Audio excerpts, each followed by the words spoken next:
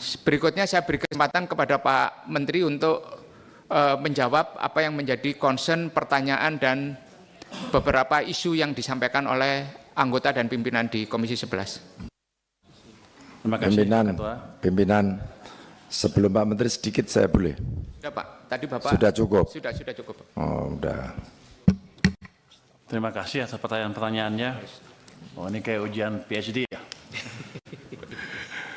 Oke, saya akan jawab sedikit-sedikit aja ya. Yang bisa saya jawab, yang nggak bisa nggak akan saya jawab. Sebagian tertulis nanti. Dari PDIP, Pak Andreas menanyakan apakah ada macam-macam kan. Yang utama adalah apakah kita diinvest di meningkatkan efisiensi. Kalau di pupuk kan kita sudah akan invest di pupuk ya. Dan kelihatannya sudah akan membaik. Tapi begini, saya monitor proposal-proposal di Danantara. Setiap ada yang berhubungan dengan efisiensi, pengurangan kos, segala macam, saya selalu akan PMN kalau bisa. Tapi sampai sekarang juga proposal juga nggak terlalu jelas-jelas amat. Jadi kelihatannya nih arena Anda diskusi dengan Danantara semalam dijadikan ajang curcol Danantara ke Anda ya, untuk menekan saya kelihatannya. Nggak apa-apa. Yang jelas gini tadi, apakah untuk energi terbarukan ada dari Pak ini kan jangka panjang sekali kan. Kebetulan saya beberapa minggu terakhir rapat dengan Pak Presiden dan Menteri SDM, ada desain untuk membuat PLTS menggantikan listrik yang ada sekarang. Investasi cukup besar, bisa mungkin sekitar 75 miliar dolar kalau jadi.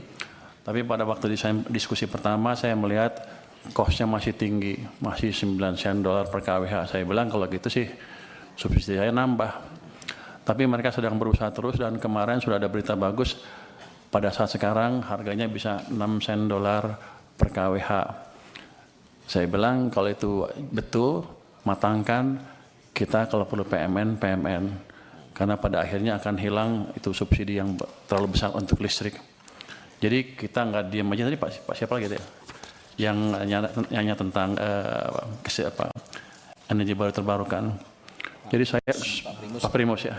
Jadi saya selalu amatin semua proposal yang beredar di kementerian itu, setiap termasuk Danantara ya. Setiap ada yang bisa mengurangi biaya, kami akan ini secepatnya.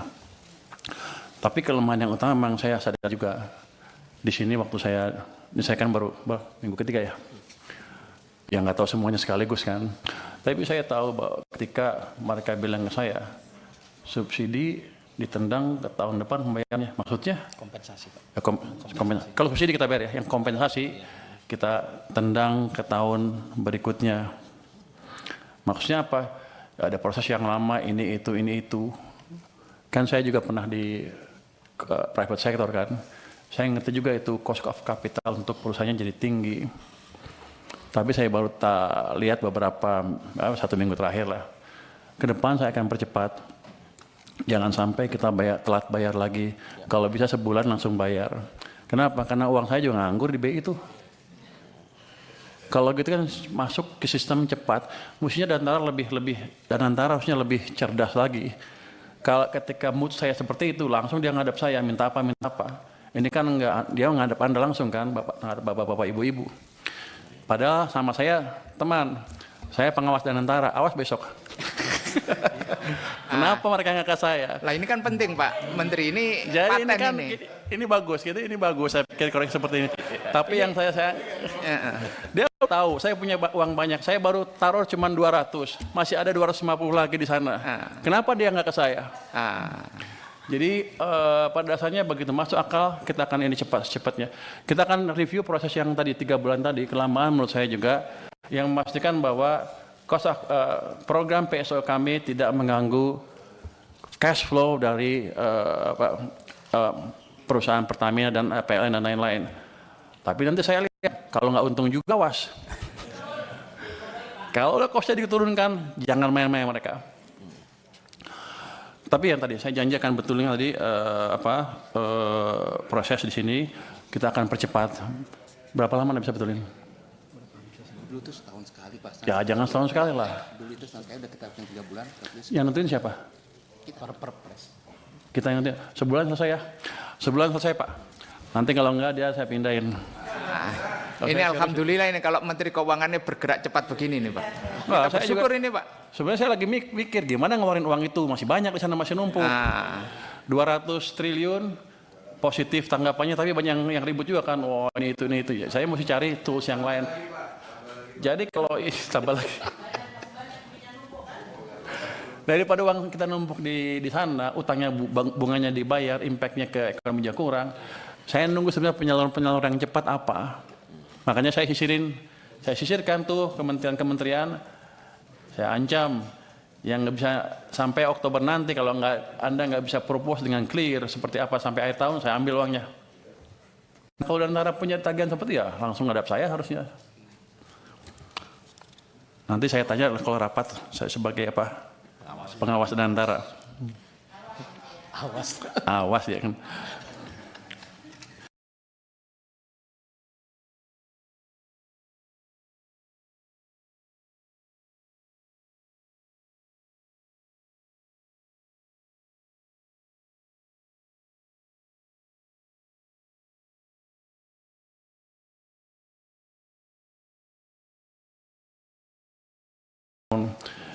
Sudah berapa tahun kita mengalami hal tersebut, sudah puluhan tahun kan. Kita pernah bangun kilang baru enggak pernah.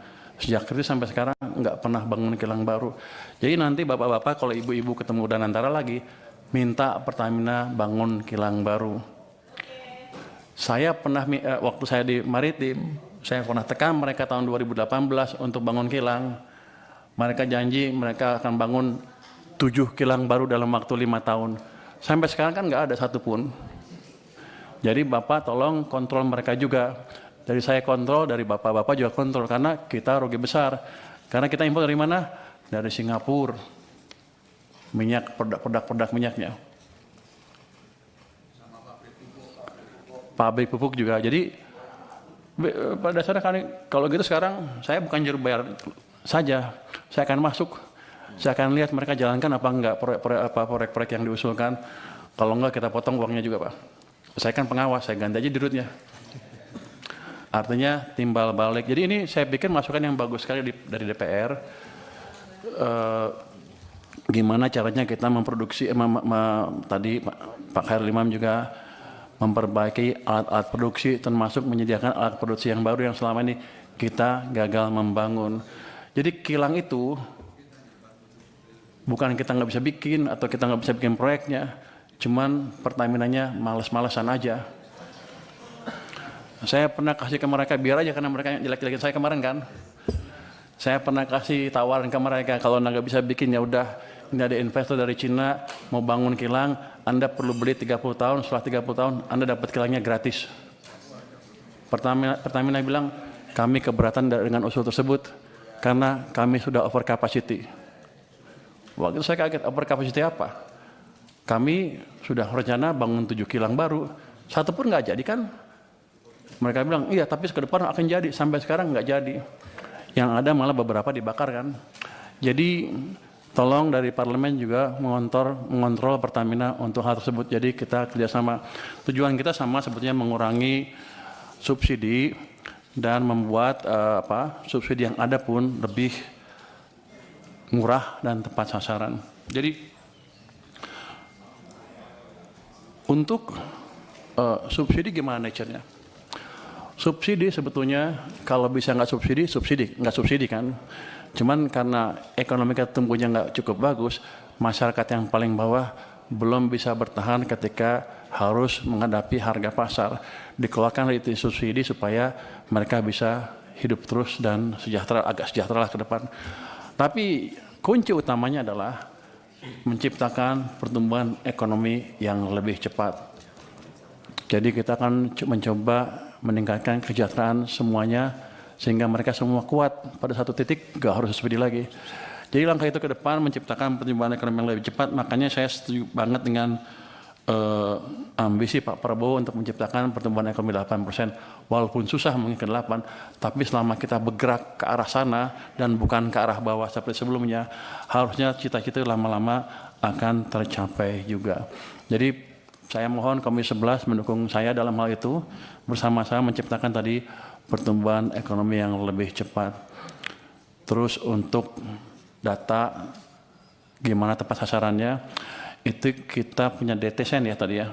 Ini sudah siap, sudah dipakai oleh Menteri Sosial ya, Kemensos, tapi belum dimanfaatkan oleh Menteri ESDM. Kami akan diskusi dengan mereka supaya mereka betul memakai data sen tersebut ke depan. Tapi sama juga,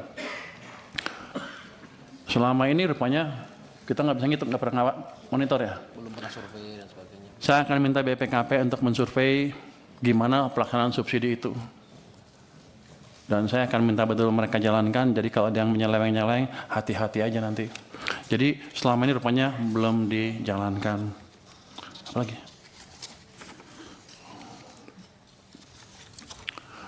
Jadi gini Pak Mawan Cikasan, dengan tadi perubahan peraturan tadi dalam waktu sebulan ya,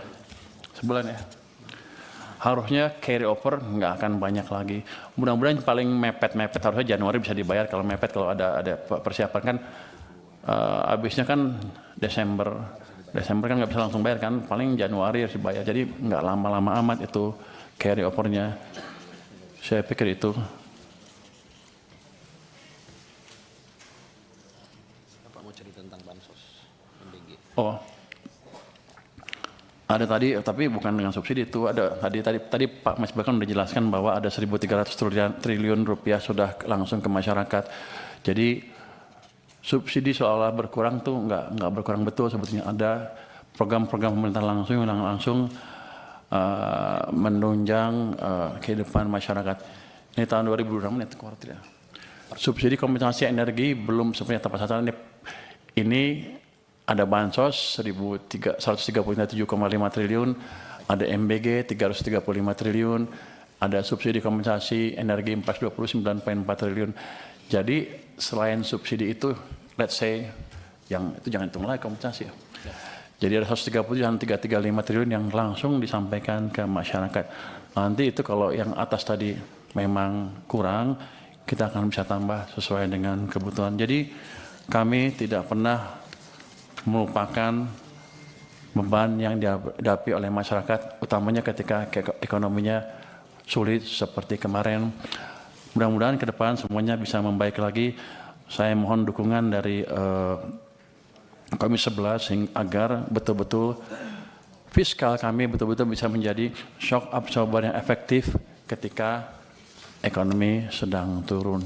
Saya harus jelaskan apa itu shock absorber. Kira-kira seperti kontrol siklikal. Kalau ekonomi lagi bagus ya mungkin masyarakat punya uang banyak ya nggak apa-apa, belanja sendiri. Tapi kalau ekonomi sedang turun, pasti kan banyak pengangguran. Semua masyarakat akan terkena, yang atas sampai yang bawah ketika ekonomi turun. Tapi yang paling menderita adalah yang bawah. Ya kami perkuat subsidi atau dana bantuan untuk orang miskin dan lain-lain, termasuk menjaga tadi supaya misalnya harga BBM di pasar nggak naik terlalu tinggi, supaya ekonominya bisa tahan, dan kalau sudah recover atau global kondisi membaik sehingga harga minyak nggak terlalu tinggi, baru kami sesuaikan lagi harganya. Jadi